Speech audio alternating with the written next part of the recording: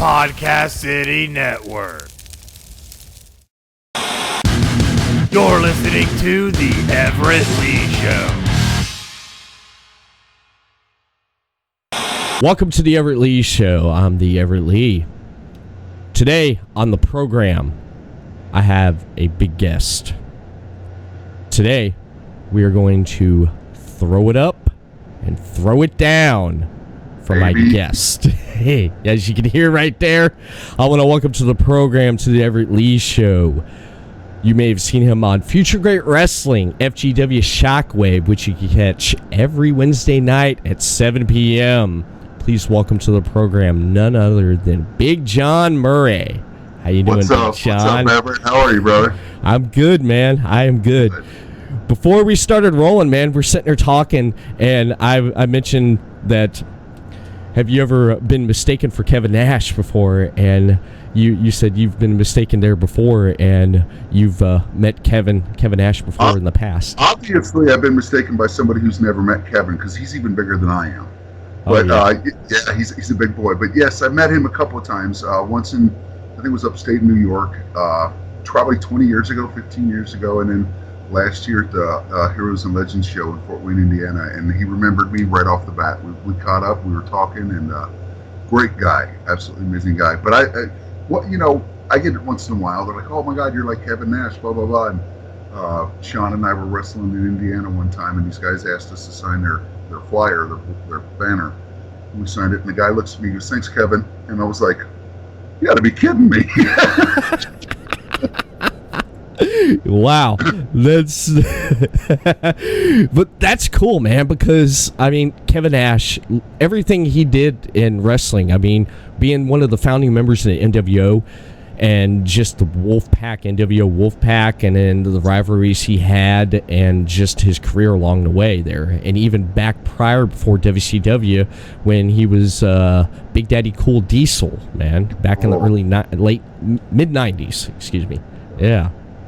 Yeah, it's quite humbling to be even classed. Obviously, I'm not the same caliber of wrestler. He was a founding father of a lot of things, and he was instrumental with the development of the WCW, and to even be called something like that or say that I look like him is quite humbling, because he's a pioneer, and I love his work. And as a matter of fact, that's what I model my gimmick after. I'm the enforcer of the 5 Most Wanted, just like he was with the Wolfpack and the NWO, and we do our thing, and I've modeled a lot of my mannerisms and character after him. So it's really quite humbling that people would think that. Yeah, that's amazing what I've seen you do on FGW, man. Big John comes out to the ring. Something's going to happen, man. Something's going to happen. He's going to make sure whoever he's out there you're going to make sure that they win if you have to get involved. And when you get involved, that's the last thing the other person in the ring wants to happen to them, man. Absolutely. You know what? It's choke slams, it's power bombs, it's jackknife power bombs, it's whatever seems to fit at the moment, and they know that it's coming. You know what I mean? And when I get in the ring, I want to be the last thing that they see, except for the lights. So. All right, yeah, that's amazing, man. I've enjoyed everything I've seen when you come out there in FGW and stuff, coming out with the 5 Most Wanted, coming out there with Sean Casey, David J, and just the 5 Most Wanted. I had Cody Hawk on a while back ago, and I didn't get to touch on too much of the 5 Most Wanted because we talked a lot about his matches and stuff. But the 5 Most Wanted, man, that's not a gimmick. It's for real. It's the real deal. Or simply put, the 5 Most Wanted is who we are. You have, in the wrestling business, you have people that go out there and they put on a gimmick, and when they leave the ring, they become somebody else. What we bring to the ring is who we are. Each one of us individually brings something separate to the table, whether it's David J., who is an existing and a real agent in Hollywood. You have Sean, who's a 2-time Playgirl centerfold model, pretty boy. You got Cody, who is an award-winning trainer. He got the CAC Trainer Award last year.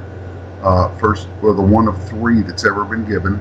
You got myself, who comes from the rock and roll business, who handles personal security for not only Bret Michaels, but many entertainers and artists and movie personnel. We've all done movies together. And you got Shauna Reed, who is psycho Shauna Reed. I mean, she is who she is. She's got split personalities. She's one day you're good, one day you're bad. No matter what, she's still my sister. I love her to death. I've never had a problem with her, but I've seen her snap on some people, and that's who she is, you know. And most of the times, it's a legitimate reaction to something.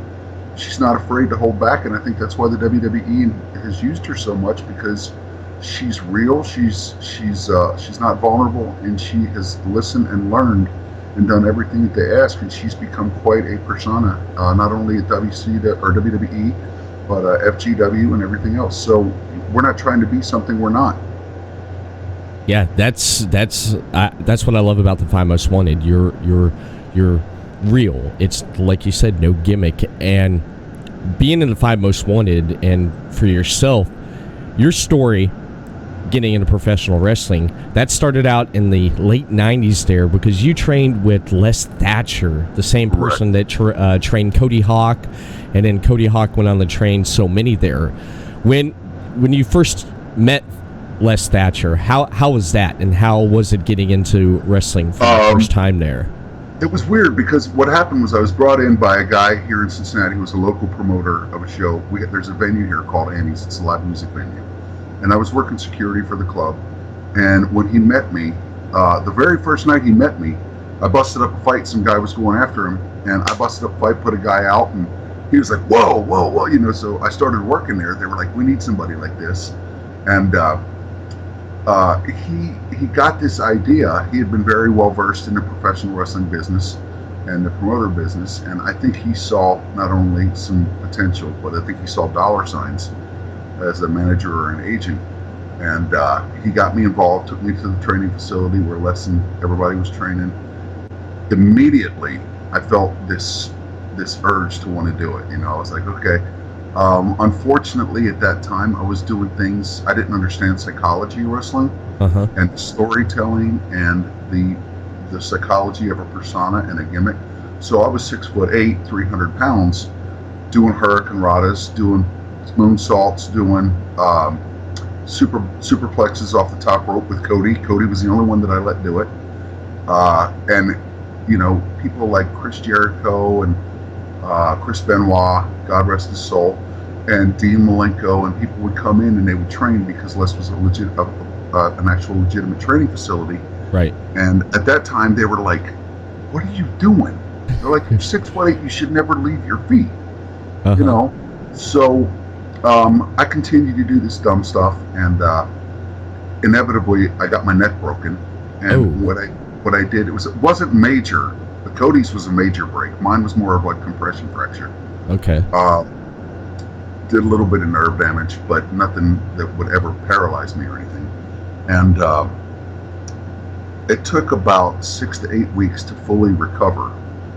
I'm sorry, 6 to 8 months. 6 to 8 months to fully recover. Okay. When I did come back, I was gun shy. I didn't want to get in the ring. I didn't want to do anything. I was scared.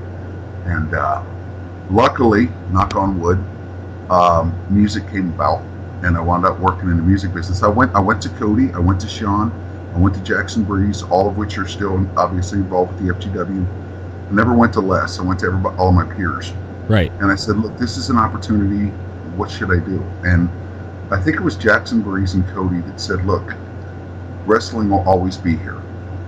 Always. You can always come back to it, but you only get this kind of an opportunity once in a lifetime. So if you don't take it, we're going to beat your ass. And I took it, made a full career out of it, and 20-something years later, I came back, and with welcome arms, or open arms, they welcomed me back and said, okay, you ready to chokeslam and power bomb some people through tables? And there it was. It came back immediately. That's amazing there. That's amazing. During that time you were gone, when you had that opportunity there, like you mentioned with the music business there, you were able to actually go across the country, and like you mentioned at the opening of the program here, you've got to work with a lot of bands. Absolutely. Lot of well-known bands. Ratt, Poison. You have a really good relationship there with Bret Michaels. You pretty much handled personal security for these events, correct? Well, yeah. Not only the events, but I handled it for them individually. With Kid Rock, I was his personal assistant. I handled all of his wardrobe. I handled all of his jewelry. Handled all of his day-to-day operations. As far as he had his own independent security guy.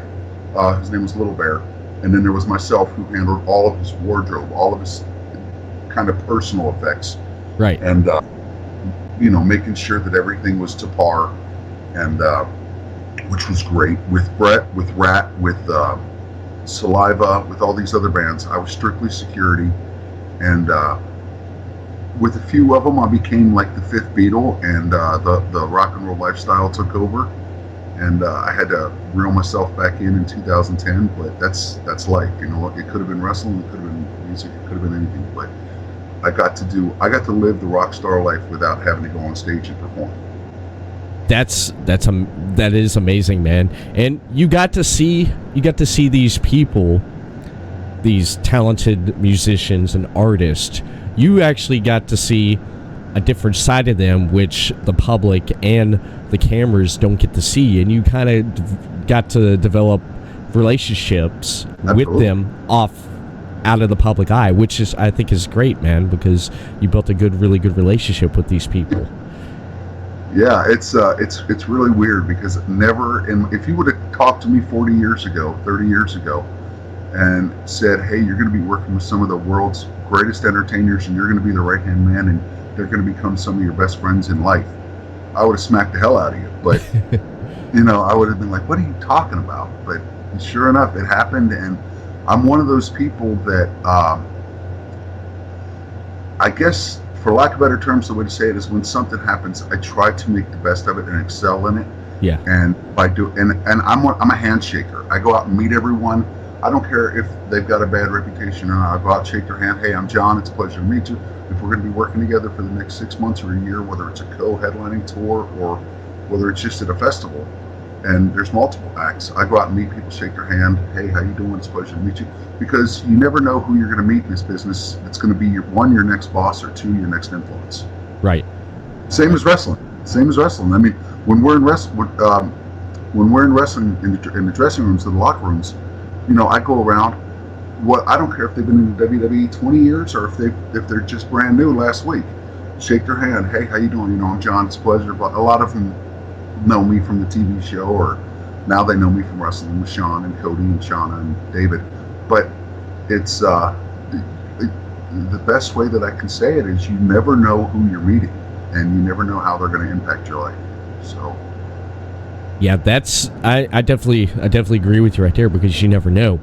A few years ago, Jimmy Hart, he opened up a place here in Daytona Beach, and me and my friends, we went over there and we first met Jimmy.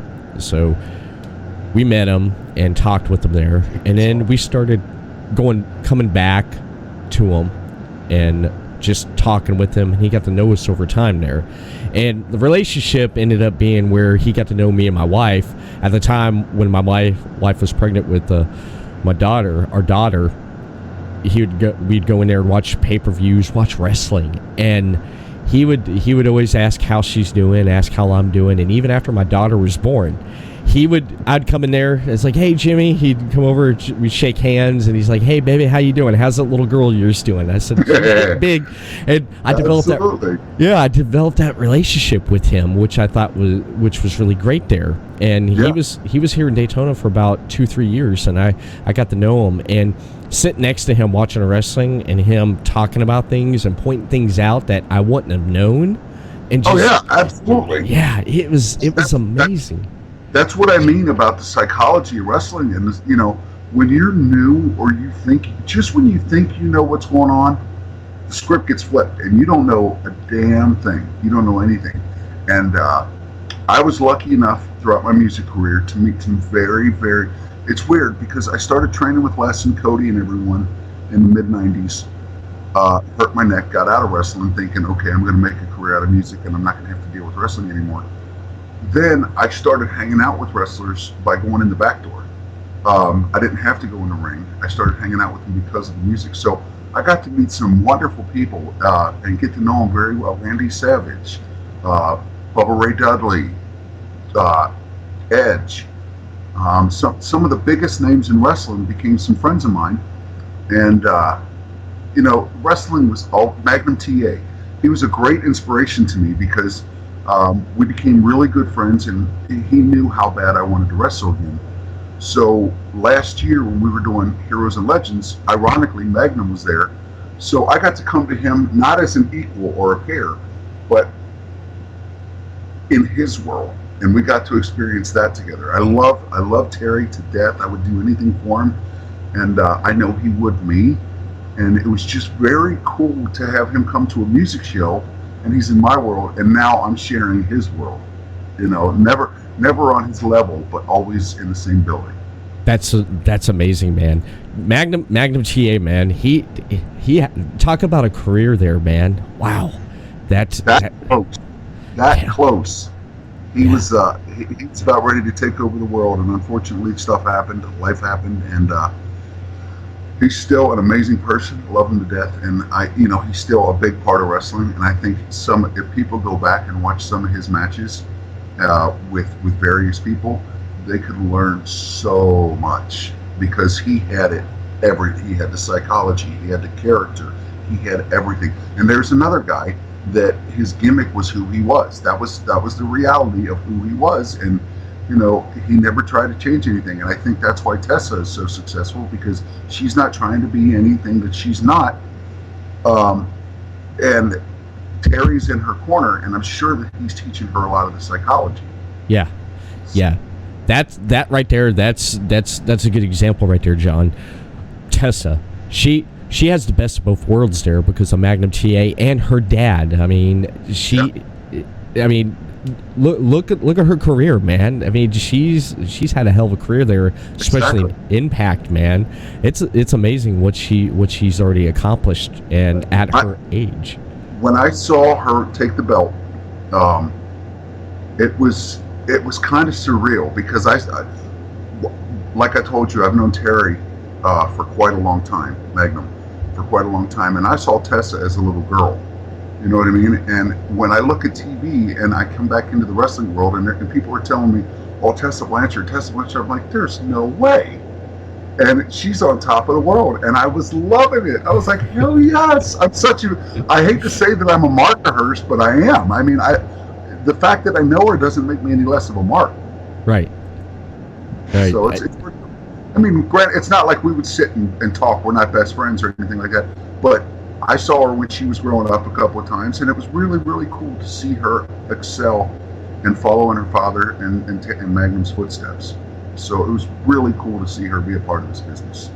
Yeah, that's amazing right there. I loved it when she was in the Mae Young Classic because she did so well. And I said to myself, I said, WWE, they're kicking themselves in the butt for not signing her because look what the heck she's done, man. Well, the problem is I think WWE, I'm not going to say they're on their way out, but their business portfolio is not what it used to be. I don't know what happened. I really have no idea. But and thank God for places like AEW, yes, ET, and all these other things to give you an option, if you will, yes, to watch other, whether it's TNA, which is a platform to go to the WWE or NXT or whatever. There is some really good talent there that they're passing up and letting get away to go to AEW and stuff like that. And I just don't know what the only way that I think the WWE is ever going to be back on top or not equal with the others is if they go back to the War Days.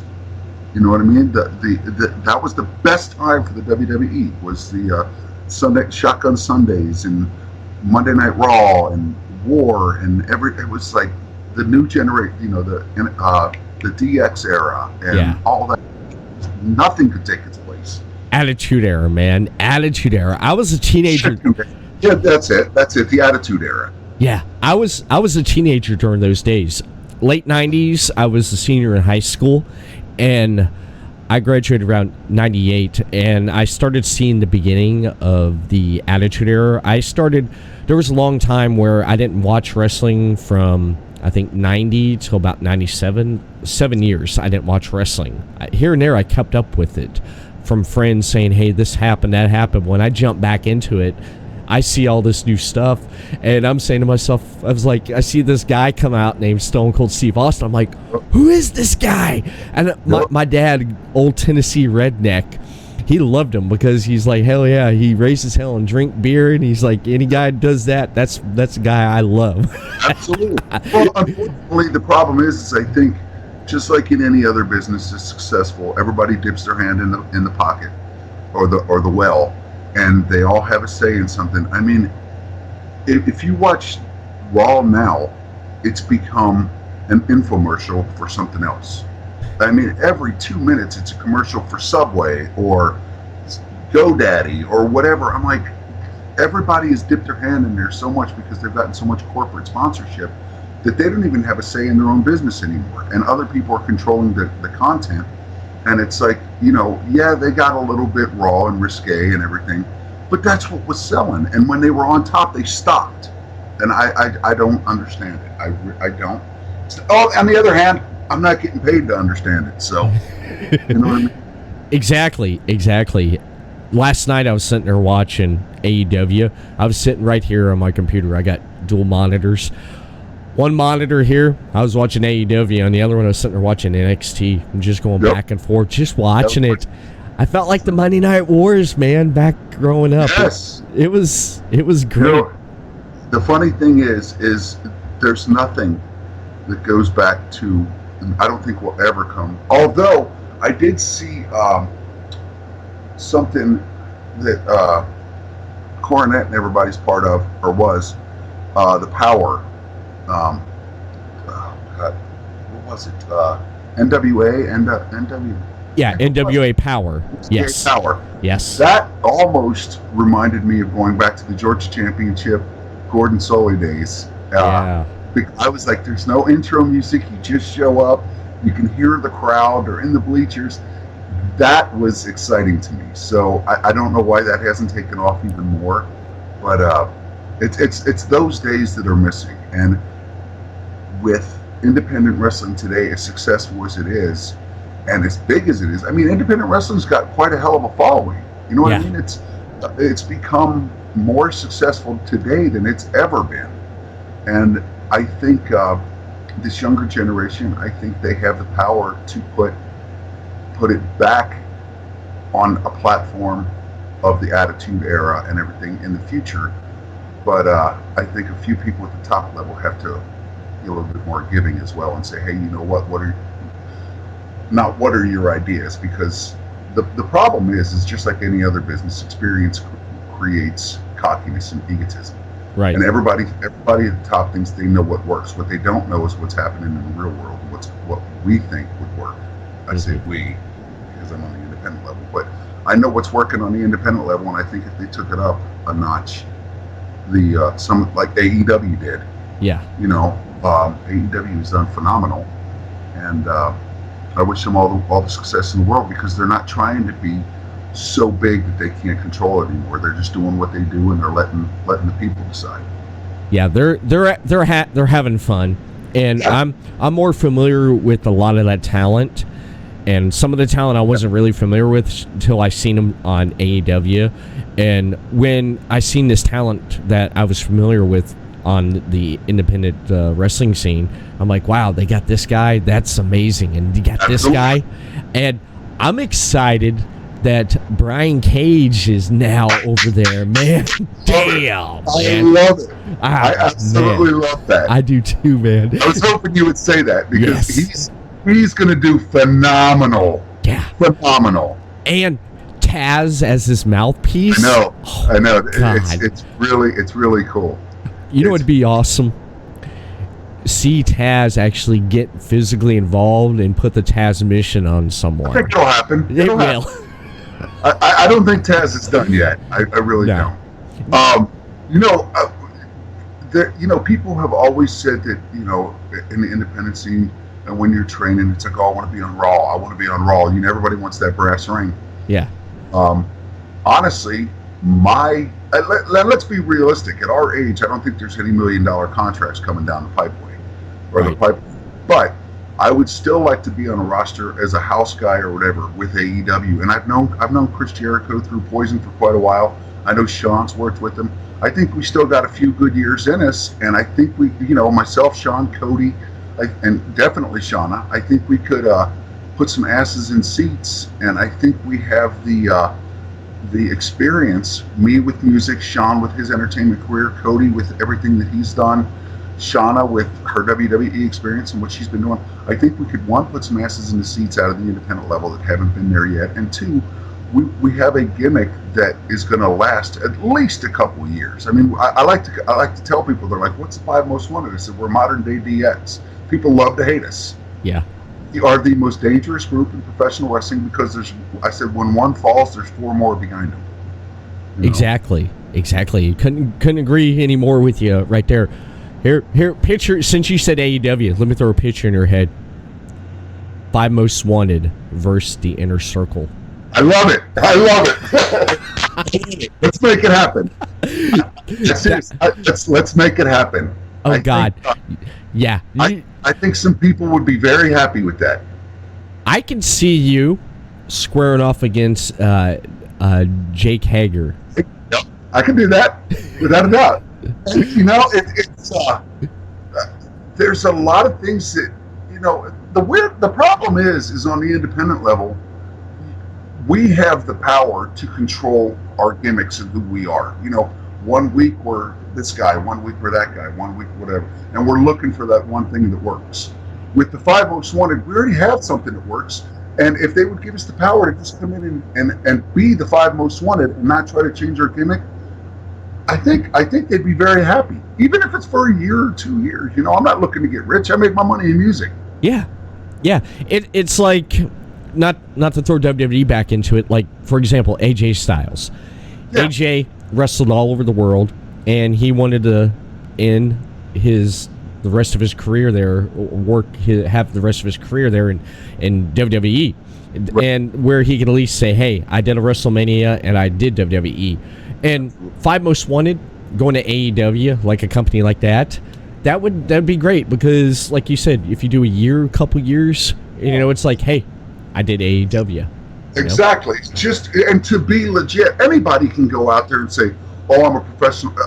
I'll give you a story. A guy named, about 20, mid-90s.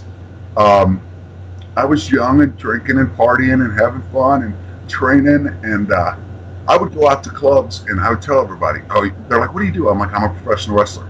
Well, there was a guy who was an experienced wrestler at the time, the only man in my life that legitimately scared the hell out of me. His name is Bull Payne. And Bull, we were wrestling up in Lima, Ohio. He was riding in my van, and we were going back to Cincinnati. Or actually, I take that back. We were going back at this time. And I said, "I'm ready. I want to do this, and I want to do that, and I want to do this." He goes, "Pull the van over." And I was like, "What?" He goes, "Stop the damn van now." He goes, "If I hear you bitching, saying you're a professional wrestler one more time," he goes, "call a match right now." And I was like, I couldn't. And he goes, "Shut your mouth, learn, and when you're ready, I'll tell you." And I was like, wow.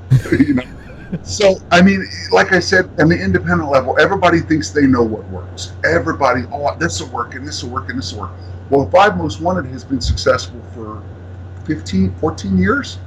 From the inception of it to now, it's not broken up. No matter where you go, there's always someone from the 5 Most Wanted, and they say that they're 5 Most Wanted. So I think, you give us 1, 2, 3 years, probably what's left of our career, to go out there, show people what we got, and give them everybody wants to end their career on a high note. Yes. Everybody wants to, you want to play your last football game, or you want to play, whether it's the first game, middle of the season, or the last, like every game has to be played like it's your last game. And if we got a chance to go to like an AEW or something like that, I guarantee you for 1, 2, 3 years, we would give every match like it was our last match, and we would make the people, or give the people what they want, and I think the company would benefit from it. But we'll see if it's in the cards. It's one of those things you hope for, but I'm not going to put all my eggs in one basket. Exactly. I love that. That would be awesome. That would. I don't want to mark out and say like, oh my God, I probably would if I was sitting there watching TV. I would. I mean, Sean has been in the 10, 20, 30,000 seat arenas. Cody has, Shauna has now. I have been in front of 50, 60, 70,000 people with Poison and Ratt and all these other bands. So every one of us are not new to walking through that curtain.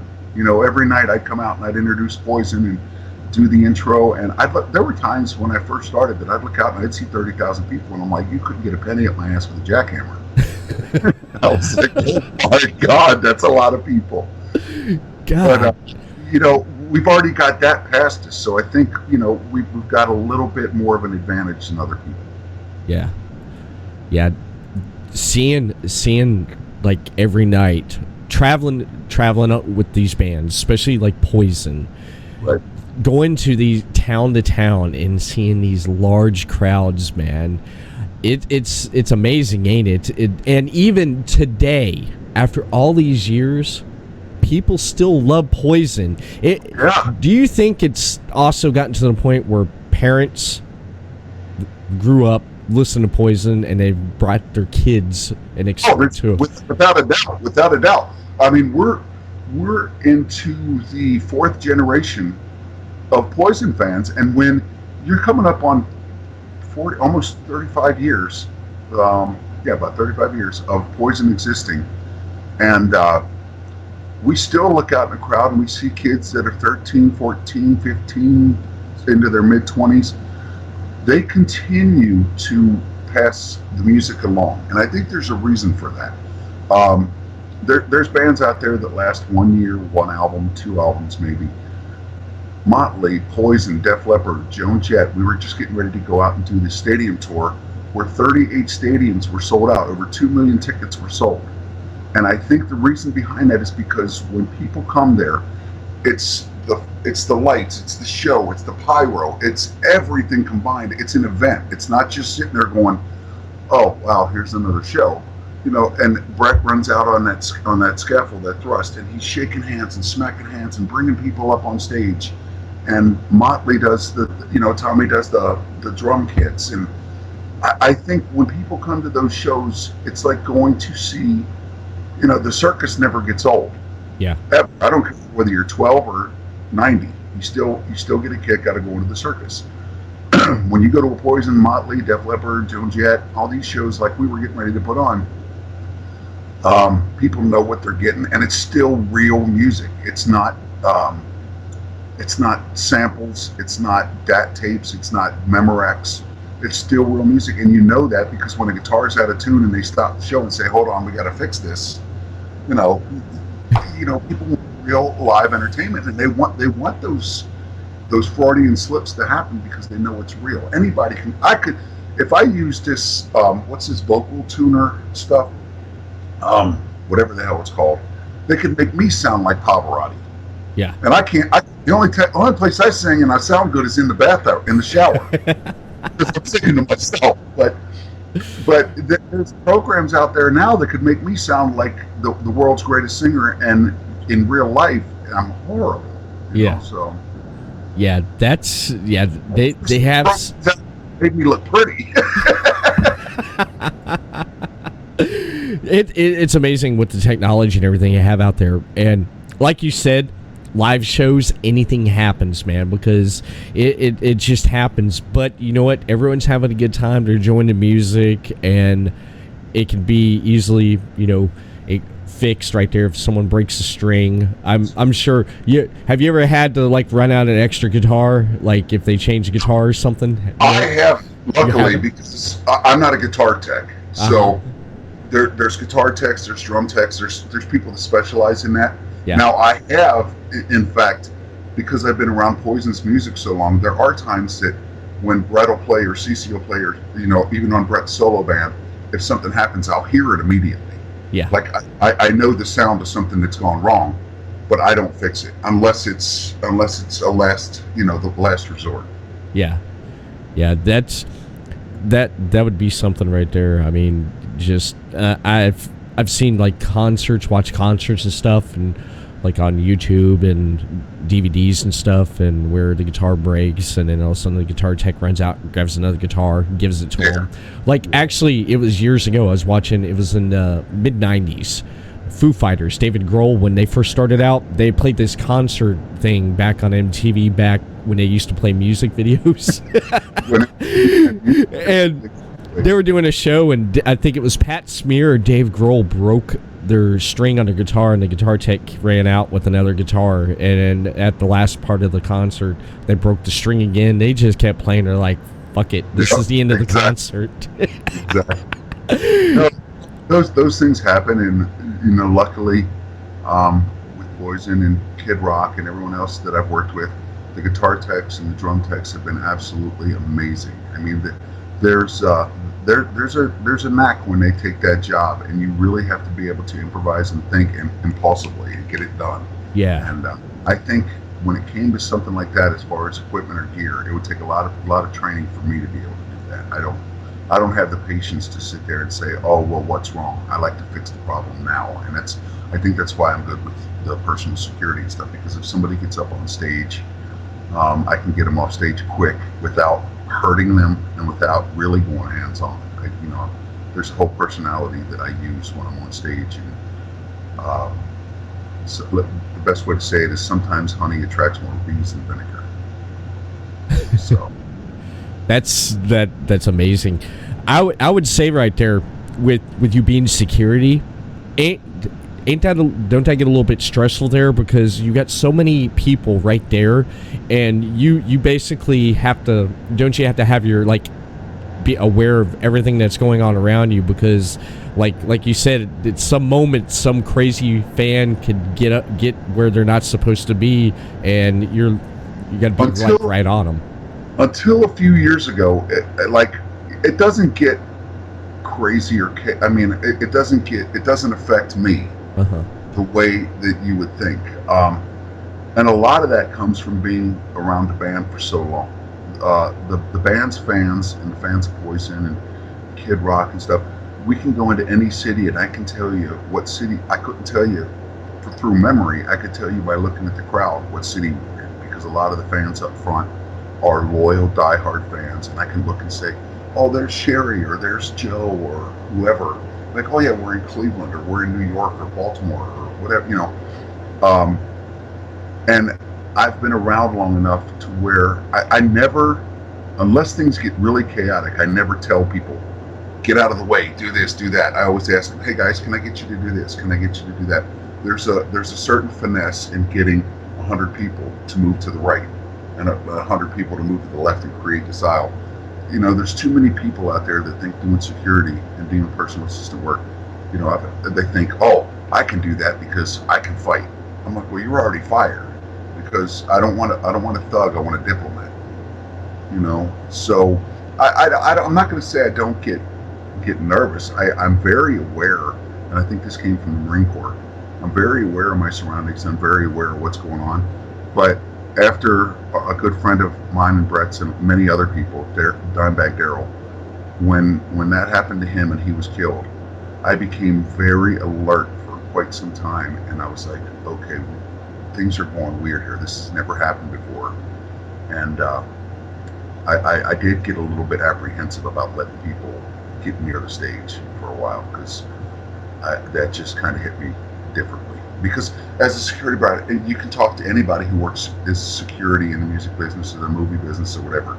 That affected a lot of people, not only because Darrell was a great guy and he got killed, but you start thinking, okay, if I was at that show and that was my job and I worked for that band, how would I have handled it?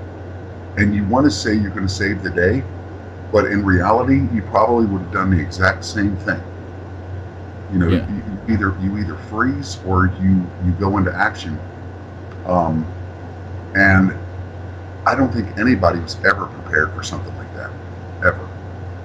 Yeah, that right there, damn. I discovered a Pantera in my high school when I was a senior in high school. I kind of got out of listening to alternative music, and I met a friend of mine named Todd. He said, you want to hear some music? He's like, listen to this. And I was like, what? He handed me a cassette Slayer. I'm like, what the hell's Slayer? Exactly. I put it in. First song, Angel of Death. I was like, dude, I love this. And as time went on, he's like, I heard of Pantera, but I never really did listen to him. And then he gave me Far Beyond Driven. He's like, here, borrow this. And I was like, Far Beyond Driven. I'm looking at the album cover with the drill on the skull. I'm like, what the hell's this?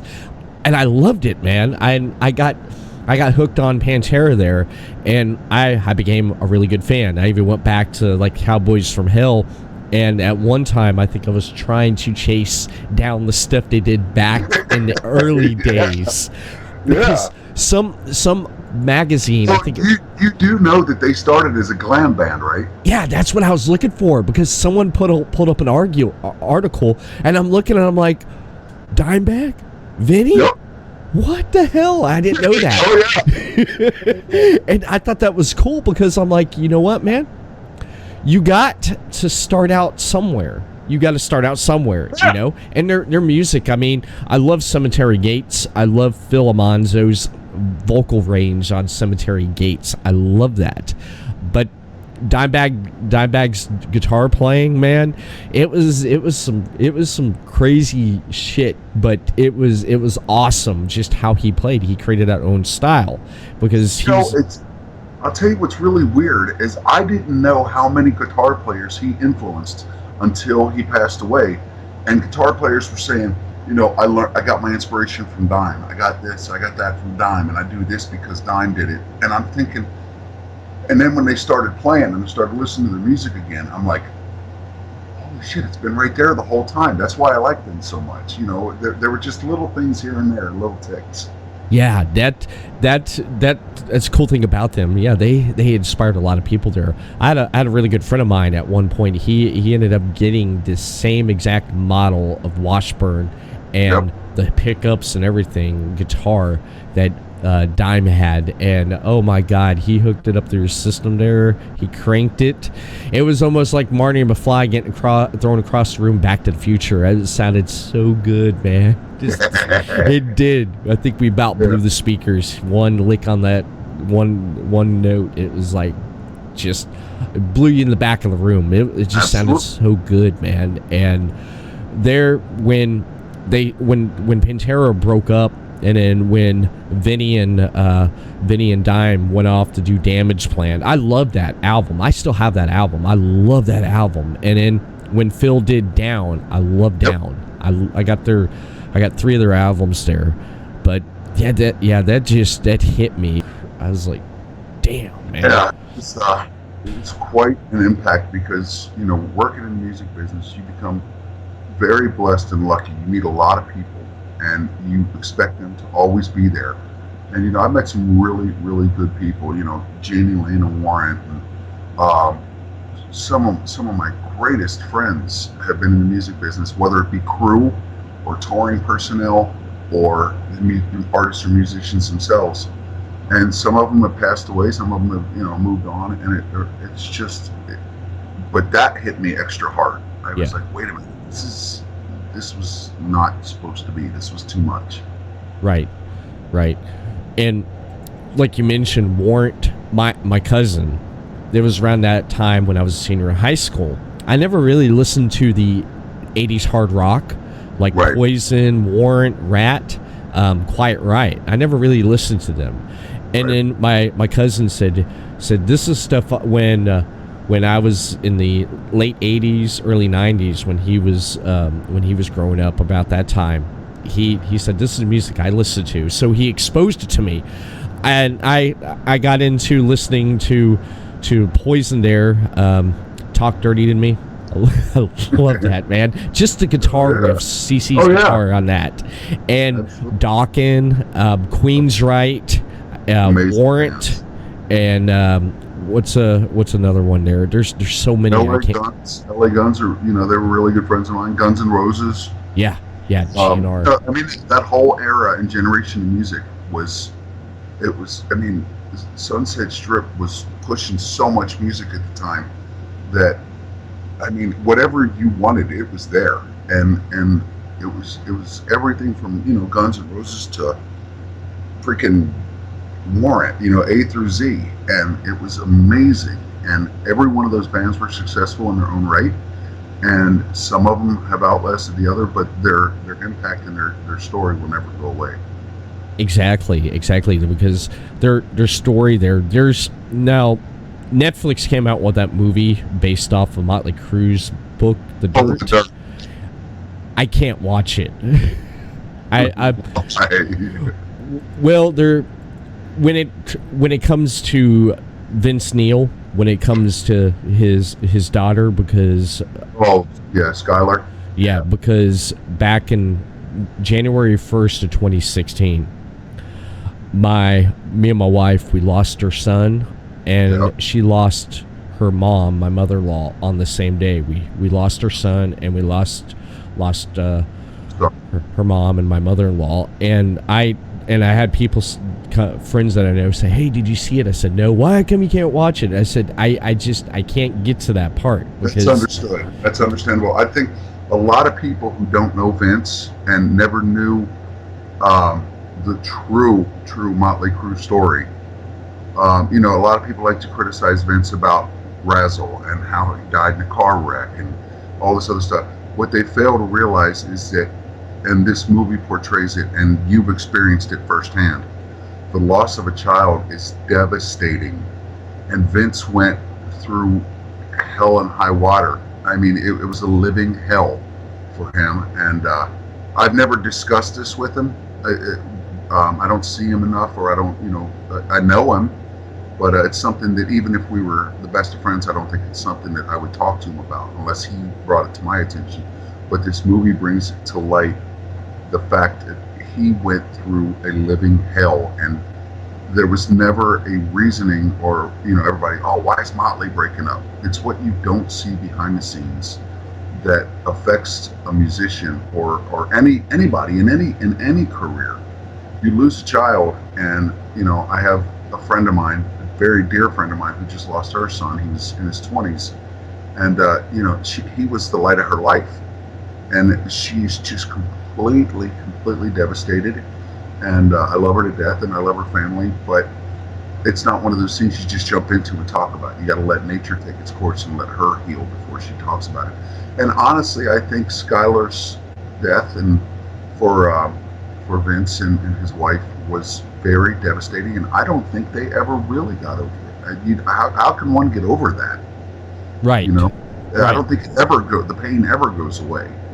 Mm-hmm. So, that I think that movie gave the rest of the world who don't know Vince the opportunity to see just a touch of what he went through, which firsthand.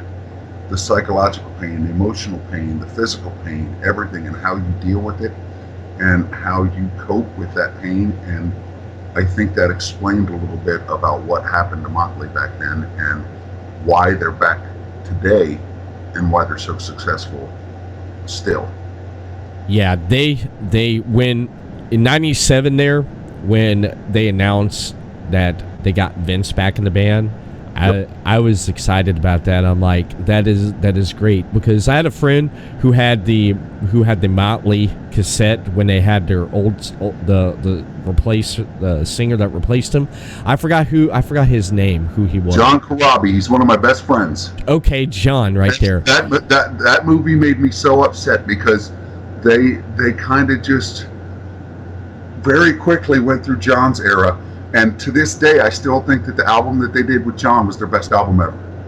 Oh, when I first heard the first track, it's been years since I've listened to it, because back at that time, one of my friends, we were going on a car ride, and he threw, and I saw Motley Crue. I'm like, oh, cool, listen to Motley. And he's like, this ain't the Motley Crue, and he put it in, and then I was like, who the hell's that singing? And then he was telling me, I'm like, man, I was like, that does sound awesome. But didn't John and an ex-guitarist from Kiss got together at one point, created a band called Union? Yes, they did. Yeah, I thought that was pretty cool how they got together, and it was like, hey, let's form a band, and boom. It was really good. But I've known John for, years. And I'm not just saying it because he's my friend. He's more like a brother. I love him to death. I've known him for quite some time, and I still to this day say that the album that he sang on was and still is their best album. And it made me very defensive and uptight because I love John and I know the impact that he had on that band, and they just kind of, all they show is him walking through the curtain and people holding signs saying "Bring Vince back," and I'm like, what an asshole. John's phenomenal. Yeah, that would. I could not imagine how hard that would be, because I know that movie that Mark Wahlberg did years ago, Rockstar, when he replaced the singer, and they kind of like showed some stuff where like they didn't accept him, the fans didn't and stuff. I could not imagine that you're going out there to perform in front of all these people and they're throwing that in your face there. I couldn't imagine that for him, man. John's he is a consummate pro. I guarantee you it didn't bother him. Yeah. He looked at it as a blessing. He looked at it as, this may or may not last forever, but John's mind is always working, and I guarantee you, he was a pro about it. Yeah, it's been forever since I heard that album there, but I know like the first track when I heard the guitars and stuff and just him singing, I'm like, dude, this. It's Motley Crue playing, but that's not Vince singing, but this sounds pretty badass, man. And yeah, it's different. It's almost like Red Hot Chili Peppers when they got Dave Navarro. They became more of a rock album, but that's Dave's playing because of Jane's Addiction, man. Exactly. Yeah. Dave Navarro, man, he was pretty cool. I mean, I liked back during that time, back in the late 90s, me and my cousin and her boyfriend, we formed a little punk band, and we didn't make it that far. We didn't get out of the garage. There's nothing wrong with that. You were doing what you love. Yeah. We were 18. There's some bands out there that never make it out of the garage or a warehouse or whatever. Yeah. But the greatest thing is they did what they loved and they went for it and they had a good time doing it. That doesn't make you any less or more of a person. You know what I mean? Yeah, we were all, we were at that, 17, 18 years old. It's like, yeah, we're going to go on tour. We're going to see places we've never seen. Everybody does that. Yeah. And then I would sit in my house as a teenager and before my teens, and I'd listen to Kiss and I'd listen to all these records. Jesus, now I'm showing how old I really am. And I'd sit there and think, that's going to be me one day. And I'd take a flashlight and put it up in the corner, and it would be my spotlight. And I'm like, this is cool. I'm a fucking rock star, blah, blah. And if you would have told me back then that I'd be working for some of those same rock stars, I would have been kicking you in the ass. But life has a funny way of working out. I'm gonna tell you my first musical influences, and then I'll ask you the same thing. Sure. But 5 years old, Sesame Street, MTV, because of older brother. Okay, my older brother at the time, 84, 85, I got exposed to watching David Lee Roth jumping on stage. Okay. I got on the couch and I thought I could do the same thing until my mom whipped me when I came down because it's like you're tearing up the couch.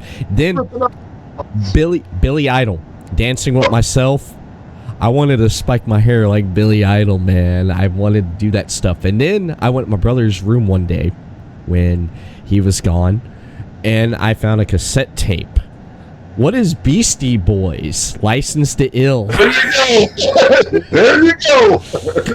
I was listening to Beastie Boys. I cranked his stereo. He was 2 houses over at his friend's house.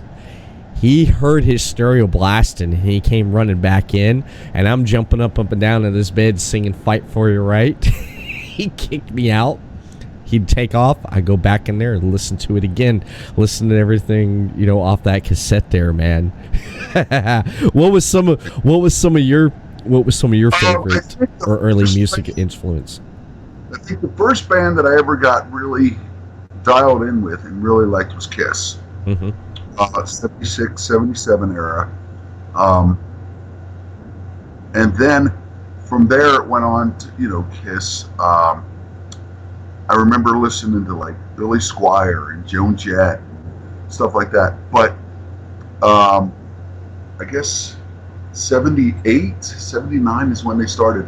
I loved Duran Duran. Loved them. Still love them. It was one of my favorite bands ever.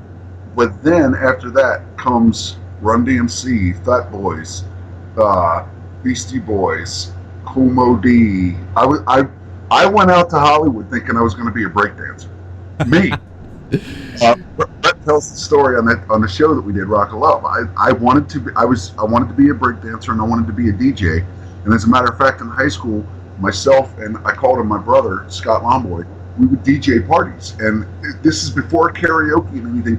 We'd be up there with mics and I'd be doing the Beastie Boys and Run DMC and LL Cool J, and we'd be singing it while he was really scratching, and he was, we had spotlights, we had light shows. This is in high school in like the 80s. And from then, I don't know what happened. I think 91-ish, was it? I don't remember. 90, 91, I heard NWA because I was stationed out in California. And it was like 89. I was spent a lot of time in California in 91 and 92. Right. Because I was stationed in Pendleton to go up on the weekends. And that's when I started to get into the rock scene, because I'd see all these. I saw Sunset Strip and I went to Gazzari's and I got to experience all that. And I was like, holy shit, this is cool. And then, it went from that to, of course, Ratt and Iron Maiden and all of those bands. But I think my biggest influence in any kind of music was the Crush Groove era. I mean, it was Run DMC, the Beastie Boys, LL Cool J. I had so much fun with that, and it was really cool because when I was working with Saliva, we got to go to Island Def Jam's headquarters in New York City. So I'm sitting there thinking, holy shit, this is where it all began. This is where Beastie Boys got signed, and they get in the elevator after they signed their contract, and it's LL Cool J in the damn elevator. He's like, congratulations, fellas, and I'm going, oh shit, this is cool. So it was pretty cool. That's amazing, man. That is Run DMC. I loved Run DMC, Public Enemy, NWA. Yeah, when I was 12 years old when I first NWA. Boys in the Hood. Had a friend of mine who had that, and he had the big boom box, and we'd ride. You'd ride up and down the street in the bike, and he'd blast it, and I'm like, what is this stuff? And we just... My phone. I'll show you a picture. Hold on, I gotta find my phone. I'll show you a picture. Nobody has seen these pictures, so this is gonna be quite humorous. Where the hell did I put... Hold on a second. Hell... Oh! I don't know where in the hell it's at. You sound like me, John. Oh, Jesus, it's in front of me. Okay. You sound like me. I've done that before. I had my phone in my pocket, and I grabbed my wife's phone. I'm like, I can't find my phone, and I dial it, and all of a sudden I look down and I'm ringing, and she's like, really? Oh yeah. Let me get to this. You talk about the boom box and everything. I want to show you a couple pictures. Like, Bret makes fun of me. He calls me the fifth quarter kid, and I'll tell you why. Because when I was like 12 and 13 years old, no, I was younger than that, like 10 to 12, 10 to 9 to, or 11 to 12, I wasn't allowed to play in the football game because I was too big in grade school. Yeah. So they had to have a fifth quarter, which was like everybody just playing kill the man, And I said that I was going to sue whoever did Napoleon Dynamite, because I swear to God, they stole my image. I'll show you in a... Where is it? Hold on. While you're looking for it there, I'll just say Napoleon Dynamite. I thought that movie was just crazy. It was fun. I liked Uncle Rico, man. He reminded me. He actually did remind you of that uncle. That creepy. Oh yeah. I think everybody's had that uncle. Mm-hmm. Yeah. My favorite part is Rex Kwon-Do. I think it was the Taekwondo. I love that. Yeah, that movie was something crazy there, man. When it came out at that time, it did. It is absolutely insane, and it was so genius. Um, it's funny that you mention it because Brett and I were just watching it a few weeks ago. Oh, here we go. Now you tell me that they didn't steal my image for Napoleon Dynamite. Oh, oh my! Really? Hey, at 12 years old. Oh, no way. I mean, I'll show you know the whole breakdancing days. This is when I was bound and determined to go into breakdancing, and I said, maybe if I can find her. Yeah, I thought breakdancing when I first seen it when I was a kid. I thought it was like one of the most amazing things I ever seen because I didn't know the human body could do stuff like that there. Oh, I know. With the moving and stuff and everything. I was like, I tried it, you know, but it didn't work out too well for me. I was a big oh, you know what I mean? I tried it, but I never said I was good at it. I just said I tried it. Mm-hmm. I liked the movie White Chicks when the Wayans brothers were having that dance off with the two girls and they're pulling out the break dancing. I love that part in that movie. There. Oh yeah, here you go. Now see if you can pick out me in this picture. This is the breakdance crew.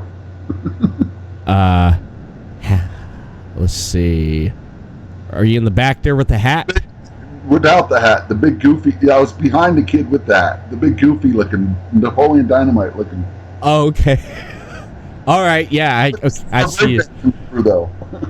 I mean, we're walking around with that, and we got this on our shoulders. I'm like, no wonder we never got dates. There you go. You look at the beatbox. Oh yeah, there you go. The It's beatbox. Like, you can't buy this shit. It's like, all right. The first time I was exposed to AC/DC, I was. Oh, great band. Yeah, yes, my favorite band to this day, my favorite classic rock band. When I was with my parents and we stopped in Georgia going up to Tennessee, and I was at my uncle's house there. We stayed the night there. Next morning we got up and went to Tennessee. While we were there that day, after we came in from Daytona there, and we were sitting there, and I was out on my uncle's front lawn there, and I was with my cousin. All of a sudden, we seen this dude walking down the street with a boombox, military pants, combat boots, AC/DC shirt cut off, sunglasses, hat backwards, and he hits play, and the first song comes on was Money Talks, and I'm like, Who is that? Exactly. And he just walking down the road like nothing, man, and he sees us, and he's all... And keeps walking, and I'm like, I was like 10 years old. I'm like, what did I just hear? What is that noise? You know? But it was good, man. It was. Oh yeah. It was definitely good, man. One of my favorite bands there. They had so many great songs and stuff, and I thought it was pretty neat because I did hear the stuff that Axl Rose sang with them when he filled in, man. He sounded like Bon Scott, did he not? I don't know if you heard it. No, I never heard it. I've never heard it. No, really? Oh, I didn't. And it wasn't by choice. It wasn't. There was a time in my life when I just completely disassociated myself from music. And it was really, that was probably, when was that? Like 5 years ago? 6 years ago? I think so, yeah. From 2010 to 2019, 2018, I didn't really associate with music because I got married, and in 2010 I went through a very bad depression. I actually had a pistol in my mouth. I was ready to, I had to quit drinking and everything because I let I let the celebrity status from that TV show and everything take control of me, and I started drinking and started partying and started doing everything. Like I said, I got to be the fifth Beatle in some bands, and it never went away. And I had to learn the hard way that I was either going to die or I was going to quit drinking and quit smoking and quit partying and quit doing all that shit and learn to live again. And that's what I did. I disappeared, went to Hawaii for a few years, and didn't really connect with anyone. Wow. One point in my life, I was dating a girl, and we were together for like 2 years. Valentine's Day, this is in 2007. Valentine's Day. I think I'm going to pop the question to her. I go and pop the question, or about to. She don't want to be with me no more. She wants to break up. She met another guy, and she moved to Kentucky. I was living in Tennessee at the time. Right. It felt like someone took my heart and just ripped it out of me. And I've never told anyone about this except my wife, that it hurt me so bad. Even when I had a rebound girlfriend for about 3 months, and that was hell. At the end of it was. And then when I was alone again there was nights where I've never said anything on my show or anything about this, but there was nights where I would sit there on the couch and just kill a bottle of liquor, and I had a knife with me, and I'm like, this just I just wanted to just say, just fuck it, you know? I completely get it, because if it wasn't for my ex-wife, it was the weirdest thing. It was May 28th of 2010. I stuck a pistol in my mouth and I said, okay, my dad had just died in 2009, which sent me over the edge. And I would start the day with a fifth of Jim Beam. That's how I started the day, because it kept me from shaking. So throughout the day, I would drink anywhere from 1 to 2 half gallons of Jim Beam, not to mention all the beer that I would be drinking. And people, my closest friends, John Karabi, some people in Nashville, I was living in Nashville, some of my closest friends were telling me, you need to take a look at yourself and figure this out. And it didn't really hit me until Bret, right in 2009, I think it was. 2009, beginning of 2010. Bret and I had picked him up from his jet. He flew into, I don't know where he flew into. We were going to Mississippi. And I picked him up. We had about a 45-minute ride. And he told me, he said, look, and it's in this. It's in his book. Oh, shit. It's in his book. I wrote a letter. And it was, sorry, that just happened to be there. I've been reading it. He said, look, he goes, you're always going to have a job in the music business. I love you like a brother. He goes, but I'm not going to sit here and watch you die. He goes, you got to get this shit under control. So, let me know when you get yourself reeled back in, and we'll do everything. Didn't fire me, didn't do anything. It was just one of those wake-up moments. Yeah. And I quit drinking for the rest of that tour. Unfortunately, I can't say that it lasted. But once the tour was over, I went back to drinking again, and I finally quit in the end of 2010. So it was just one of those things where it had taken control, and I dug myself into such a hole that I didn't see any way out other than shooting myself. And I said, all right, Dad, I said, you got 24 hours to show me why I'm here, or I'm done. I'm coming. And the next day, I met my ex-wife now. And I was like, so at least she served that purpose, because our marriage wasn't worth a shit. But she served, she saved me, and a lot of good things came out of it. That not with her, but because of her, I guess. Yeah.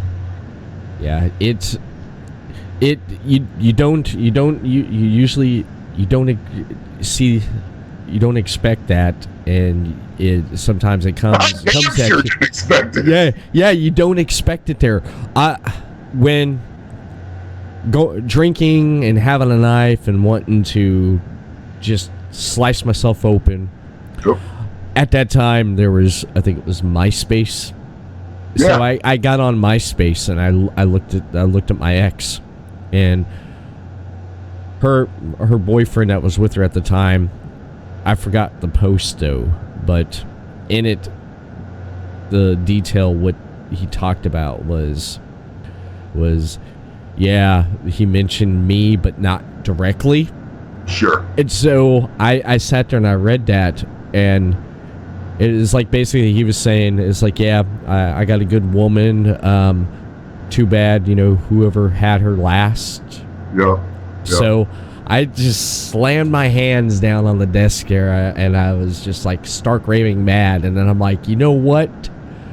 That's it. So I got up, got rid of the bottle, hid the knives, and I'm like, what am I going to do with myself? And I was so mad, and I had a yoga mat. So I sit there, started working out, and then I got into working out. I started listening to a lot of music to help me through that time. I remember listening to, just listening to about anything, but was it As I Lay Dying? That helped me. Oh, yeah. That helped me through it, man. I put them on earphones. I went out and bought a weight bench, and I started lifting, and I started working out and stuff, and I started feeling really good of myself. I'd wake up in the morning, I say, you know what? I want to work out. So I'd go work out and do a workout routine. And Isn't it amazing? It's amazing how one bad thing happens and so many good comes. It's if my ex-wife hadn't left me, I would probably not be back in music. I would not be working for Bret, which I am now. I would not be living life to the fullest. I'll just put it that way, because I suppressed so much of who I am to try to make her happy that it took about a year. But once it finally wore off, it's funny because I read a comment somewhere. It's like even the most beautiful woman in the world is someone else's headache. And I'm like, it hit me. I was like, yeah, I don't have that headache no more, So Sean has been Sean Casey was a very big help in putting that era behind me. And once it was gone, it was almost like I was free again. You know what I mean? So yeah, even in your worst times, some good comes out of it. Right. That's one thing I want to ask you, since you mentioned TV show Rock of Love there. Now, before that was like pitched and how that came about, you were friends with Bret at the time. Were you around when the idea got pitched to him for Rock of Love? I was. What was your take on that? Well, here's how it went. Bret had been in negotiations with VH1 for quite some time on that show and some other ideas. And when it finally came down to the rubber meeting the road, and they said, okay, we're going to do this, he stipulated, I'm not doing this without John. I want John to be part of this. And they were like, well, we can get somebody, but he's like, no, because you don't understand the chemistry between John and I. Because I was his tour manager on his solo career and his personal assistant. And we had really built a bond very closely, and we worked great together, and I loved everything about what I was doing. And so he made it very clear to them that no matter what he did, I was going to be involved. And at first I was like, okay, this is going to be cool, maybe I'll get a little bit of celebrity out of it, whatever. Never in my damn life did I or Bret or anyone expect that this would be the #1 show still today that VH1 has ever produced. I'm like, I can tell when they're starting to rerun it again, or it's running on other, Hulu or Netflix or any of these other things, because people come up and they start looking still, and they're like, "Are you?" And I'm like, "Oh God, it must be on." Well, I love it.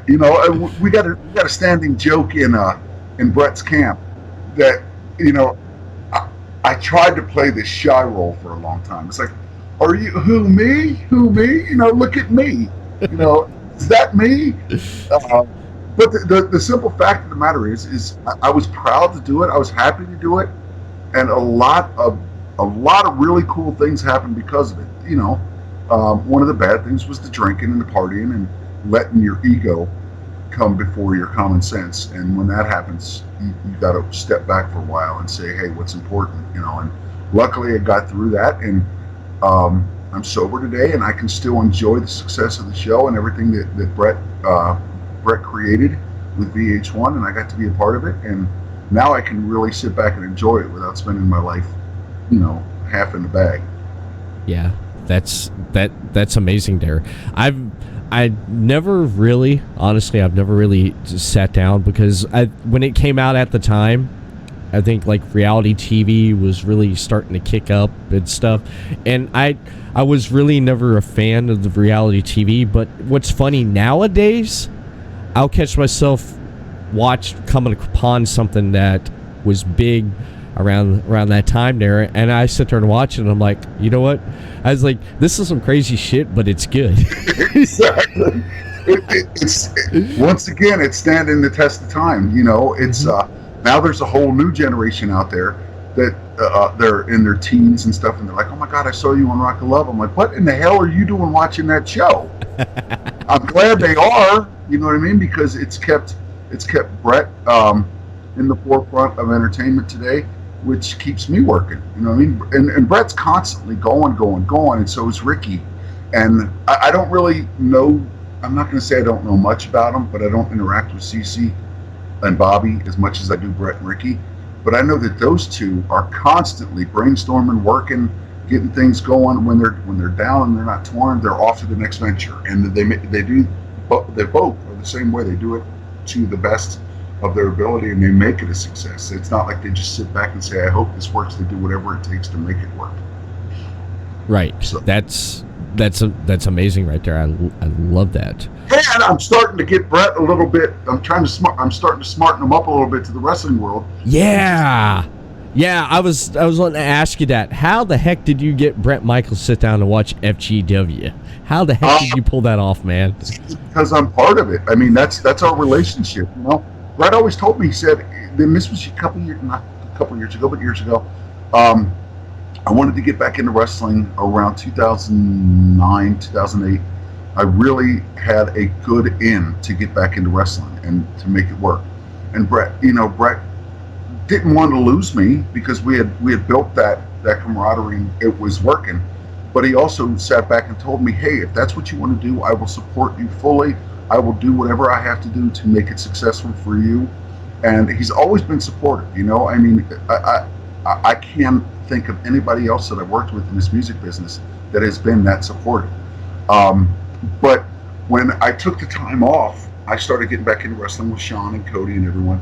And he knew it. I told him, I said, look, this is what I'm doing. And, you know, so when I've been out in Arizona working with him, because we had a tour coming up and he had his autobiography coming out.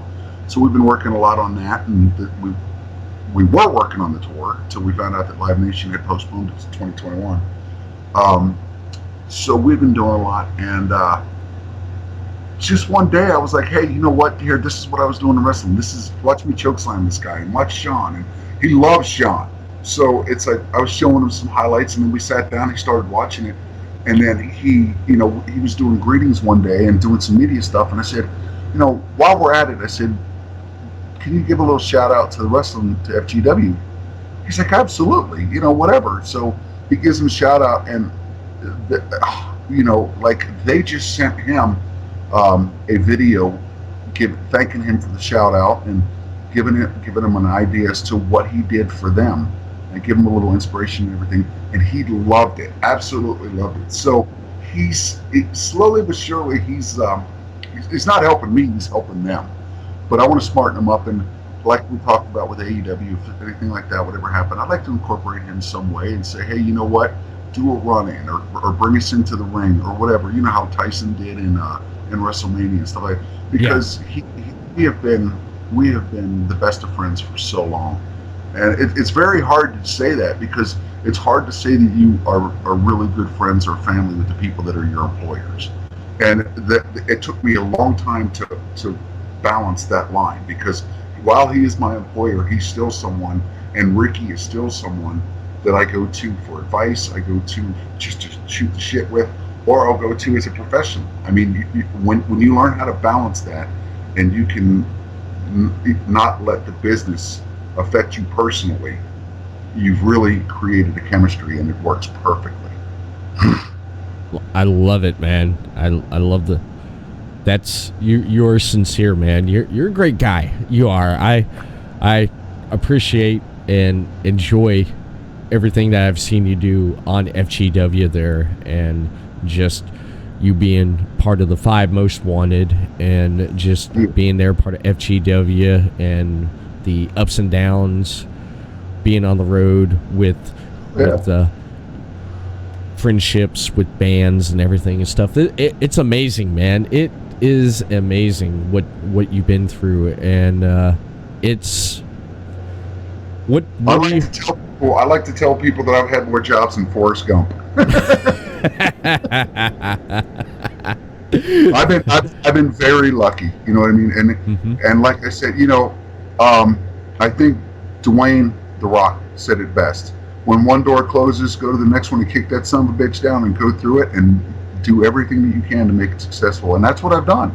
There's been some doors that have slammed in my face, but I'll kick that son of a bitch wide open and I'll go through it. And if they either accept it or they don't, you know what I mean? So I make the best of every opportunity, and I'm not saying they've all been great they've all been great decisions, but I give everything, my heart and soul, 100%. And if it works, great. If it doesn't, at least I did it. You know what I mean? So I don't want to die. I don't want to die and say what if. Right. No regrets. No regrets. When the good Lord gets this body back, it's going to be broken, and the fuel tank will be empty. That's amazing, man. Good choice of words. I love it, man. And what do you got planned here? I know everything is kind of slowing backing up. I mean, actually, it is kind of slowing backing up because of everything that's going on, because things were slowly opening up. But absolutely. What do you have planned here? What do you have coming up? Well, obviously, I'm still working with Bret. Wrestling has been put on hold because of this coronavirus and everything else. A lot of that is going to depend on what the CDC and what the state of Ohio and the rest of the world decides on. If they're, I think what they do is they misconstrue wrestling as full combat UFC sports, and yes, there's injuries. Yes, there's a lot of impacts, but it's not like the UFC where you're causing direct injury. And I think they need to be smart enough for that. But I'm going to continue to work with Bret, and I'm going to go back out to Arizona at the end of next week. And, I'm still going to do the personal assistant work and find out right now where we sit as far as next year. If we're going to take some time off, and if we do, I'll go back into wrestling right away. If not, I'll have to slowly graduate back into it, get back in the gym, and kind of prep my body a little bit, because at my age I have to be really careful. But wrestling has become my medicine. It's the greatest thing, because I've had a series of heart attacks and some other stuff happen, and the doctors were just baffled that I went back into wrestling at all.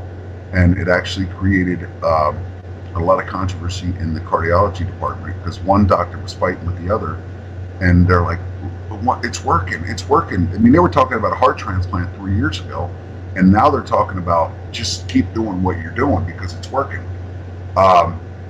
So I caused a lot of controversy, and like I said, I'm going to make the best of whatever hand is thrown at me. But I think for now, I'm going to continue to work with Bret and hope that within the next 4, 5, 6 months, they bring wrestling back. In the meantime, I'm going to give Bret my 100% in the anticipation of next year's tour, and then I'll come back to wrestling, and we'll do that until it's tour time next year. Amazing, man. Amazing. Hopefully it involves some AEW work, but we'll see about that. That would be great, man. I definitely would mark out over that. Inner Circle versus 5 Most Wanted, man. I love it. That would be great, man. I can see you and Jake Hager going at each other. I can see Cody and Jericho going at each other. I can see Shauna taking on Sammy Guevara. Yes. Now you're talking my language. I love it, and I do want to thank you for taking time out and coming on here and talking with me. I had a blast talking with you.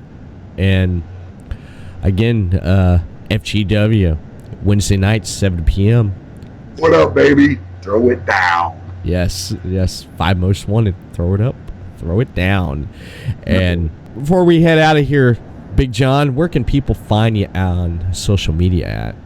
Obviously at FGW on Facebook. There's FGW every Wednesday nights, FGW Shockwave, which is a direct connection to the Future Great Wrestling here in Cincinnati, Ohio. But you can find me on Facebook, simply John Murray, Murray, Instagram, BigJohn333. And I look forward to meeting everyone. I mean, send me a friend request. I'm on open book. You have questions that weren't covered on here, ask me, and we'll continue to create this legacy, and hopefully it'll be a positive one. Nice. And one thing I wanted to mention is that I want to say thank you for your service. Hoorah! Thank you, brother. Thank you. Because I want to mention that before I forget, because I go pretty much all over the place and stuff. But I had uncles that served in the military, and I wanted to say thank you for your service to our country. Thank you. It was an absolute honor to do that. So, some of the best times of my life were with my boys and my unit. Nice. And before I do leave, I do want to mention this here. Podcasting Network, your top source for independent podcasting. Head over to podcasting.net for great content and great shows over on the website. Hit them up on Facebook, Podcasting Network. Give them a thumbs up and a follow. Send them a tweet over on Twitter at PodcastingNet. Subscribe to their YouTube channel for video podcast over on Podcasting Network and on Twitch, Podcast City Network. You want more Everett Lee? Then hit me up on Facebook. Give me a thumbs up and a follow, Everett Lee Show. Twitter at @TheEverettLeeShow. Instagram, Everett Lee Show. And audio portions of this podcast and previously released podcast, head over to YouTube, The Everett Lee Show, Stitcher Radio, iTunes, Podbean, and iHeartRadio. When I need a logo or graphic design done, I use 3 Count Design. 3 Count Design offers a wide range of graphic design products, video, photography, and other forms of media. Everything from t-shirt designs to websites. For more information, head over to facebook.com/3countdesign. That is facebook.com/3countdesign. When I want to kick back a few cold ones with my friends, I head over to City Limits Tap Room. City Limits Tap Room has a wide selection of TVs to watch your favorite sports, indoor and outdoor seating, and they are pet friendly. City Limits Tap Room also has food made fresh to order, and the grilled cheese is excellent. I recommend the grilled cheese and the apple pie cider with fries on the side. You can't go wrong with that, baby. For more information for upcoming events, head over to facebook.com/City Limits Tap Room. Thank you, Big John Murray, for coming on the Everett Lee Show. And that is it for the Everett Lee Show. Everett Lee signing off. Everyone have a good night and a good week and a good day. And I'll see you again next time for another episode of the Everett Lee Show. Peace.